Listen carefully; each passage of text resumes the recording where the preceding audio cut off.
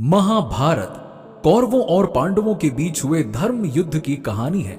इस युद्ध में कौरवों की तरफ से पांडवों के सबसे बड़े भाई ने यानी कि कर्ण ने हिस्सा लिया था। लेकिन क्या आप जानते हैं कि इस युद्ध में कौरवों का एक भाई ऐसा भी था जिसने पांडवों की तरफ से युद्ध किया था।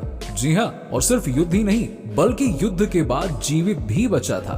तो आइए आज की वीडियो में जानते हैं उसी वीर योद्धा के बारे में। अगर आप भी हमारे चैनल पर पहली बार आए हैं तो चैनल को सब्सक्राइब करके वीडियो को लाइक और शेयर कर दीजिएगा और बेल आइकन जरूर दबा दीजिएगा ताकि ऐसी ही जानकारी भरी वीडियोस आपको सबसे पहले मिलती रहे। ये तो सभी जानते हैं कि धृतराष्ट्र के 100 पुत्र हुए और एक पुत्री थी, लेकिन सभी लोग ये नहीं जानते होंगे कि उनका एक और पुत्र भी था। जी हाँ, जिस समय धृतराष्ट्र की पत्नी 2 साल तक गर्भवती थी, उस समय सुगधा नाम की एक दासी उनकी सेवा में लगी हुई थी। उसके गर्भ से धृतराष्ट्र के पुत्र युयुत्सु का जन्म हुआ। युयुत्सु का जन्म भी उसी दिन हुआ था जिस दिन दुर्योधन का जन्म हुआ था।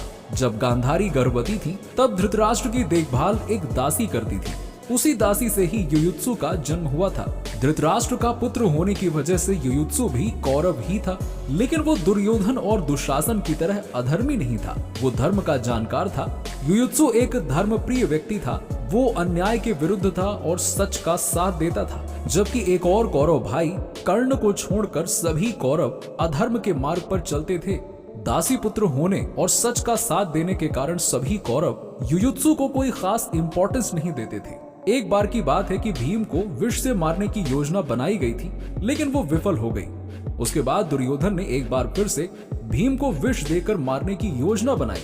अब उस समय युयुत्सु ने जाकर पांडवों को सब कुछ बता दिया था और भीम के प्राण बच गए थे। युयुत्सु कौरवों की तरफ से लड़ने वाले 11 महारथियों में से एक थे।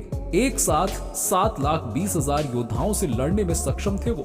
युयुत्सु ने अपने स्तर पर युद्ध को रोकने की पूरी कोशिश की थी, मगर उसकी तो पहले भी कोई नहीं सुनता था, इसीलिए सभी कोशिशें उनकी बेकार हो गईं। जब महाभारत का युद्ध आरंभ होने को ही था, उस समय रणक्षेत्र में ही युधिष्ठिर व उनके सभी छोटे भाई भीष्म, द्रोणाचार्य आदि वृद्ध जनों का आशीर्वाद लेने गए। आशीर्वाद लेकर लौटते समय युधिष्ठिर ने ऊंची आवाज में कहा कि कौरवों की तरफ से भी यदि कोई धर्म रक्षा की खातिर हमारा साथ देना चाहता है तो उसका स्वागत है। बस ये सुनते ही युयुत्सु कौरवों का पक्ष त्याग कर पांडवों के पक्ष में चले गए। युद्ध समाप्त होने के बाद बचे हुए योद्धाओं में से एक युयुत्सु भी थे, या यूं भी कह सकते हैं कि युद्ध के बाद कौरवों में से अगर कोई बचा था तो वो सिर्फ और सिर्फ युयुत्सु ही बचा था। जिस इंद्रप्रस्थ की मांग पांडव कौरवों से कर रहे थे, युद्ध समाप्ति के बाद युयुत्सु को इंद्रप्रस्थ का शासन सौंप दिया गया।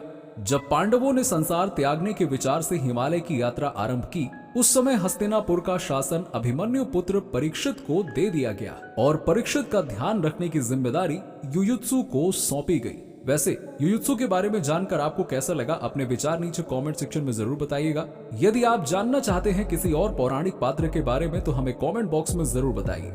तो आज की वीडियो में बस इतना ही। आप हमारे चैनल पर पहली बार आए हैं तो चैनल को सब्सक्राइब करके बेल आइकन जरूर दबा दीजिएगा ताकि आपको ऐसी ही ज्ञान भरी बातें सबसे पहले मिलती रहें।